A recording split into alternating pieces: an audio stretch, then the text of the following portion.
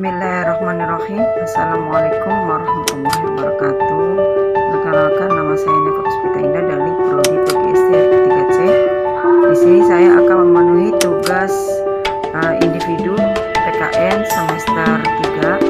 Di sini saya akan memaparkan tentang hak asasi manusia di tahun 2020. Tahun 2020 adalah tahun pelemahannya perlindungan hak asasi manusia atau HAM. Pemerintah Indonesia harus serius menjamin perlindungan hak-hak asasi manusia atau HAM yang situasinya memburuk selama beberapa tahun belakangan, serta mengevaluasi pendekatan kebijakan yang hanya mementingkan stabilitas keamanan dan ekonomi di atas kewajiban konstitusional untuk melindungi hak-hak manusia.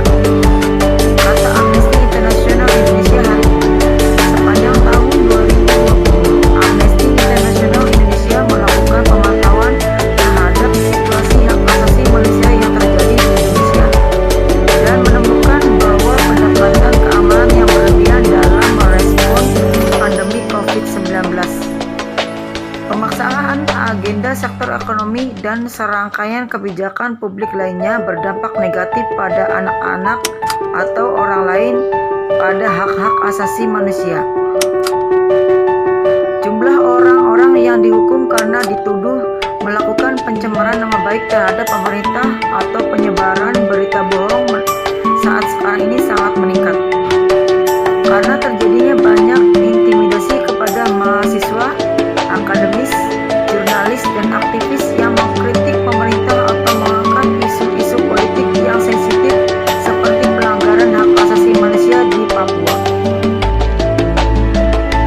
Bentuk intimidasi tersebut: pencurian kredensial akun media sosial, intimidasi digital, kriminalisasi dan ancaman kekerasan fisik, penerapan sewenang-wenang atas Undang-Undang Informasi dan Transaksi Elektronik, dan kitab-kitab undang-undang hukum pidana menjadi salah satu ancaman terbesar kebebasan berekspresi.